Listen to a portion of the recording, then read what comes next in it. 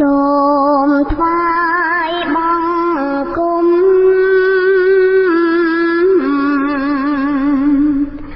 ព្រះ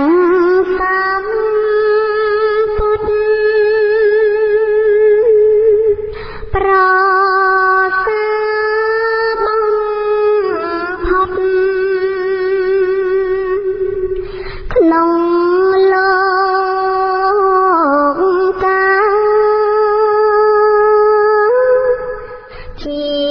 គ្រូនៃមនុស្សនិងទេវតា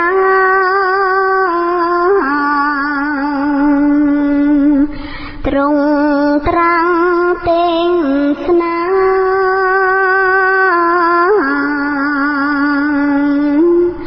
ប្រដៅ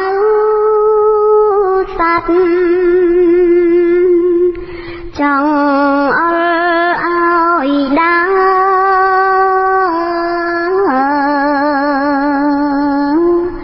ផ្លូវកាន់ដើរមានគាត្រកាអាចកំចាត់ទុកភ័យចង្រៃអើយខ្ចា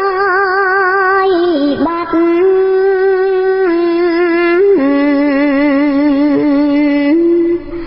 អាចកាត់សង្សា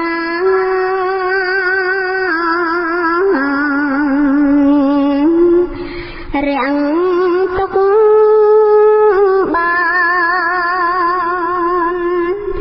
សា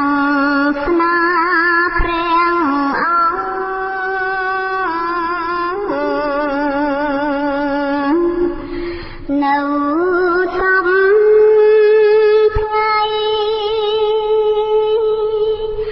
សត្វមាននិស័យ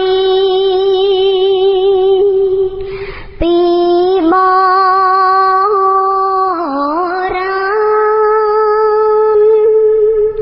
ប្រឹងរៀនប្រឹងស្ដាប់ចេញចាំបានកាត់តាមលំអា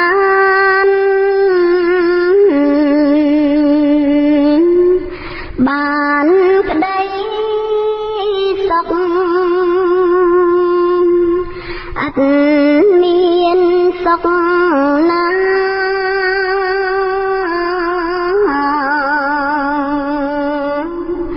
ស្មើក្តីស្ងប់បាញ់ចាប់ត្រឹមសុខឃ្លាតចាំទុក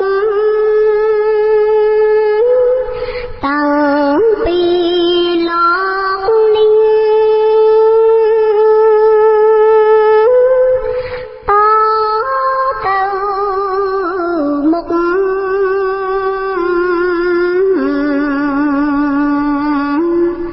ក្តីសុខនឹងមាន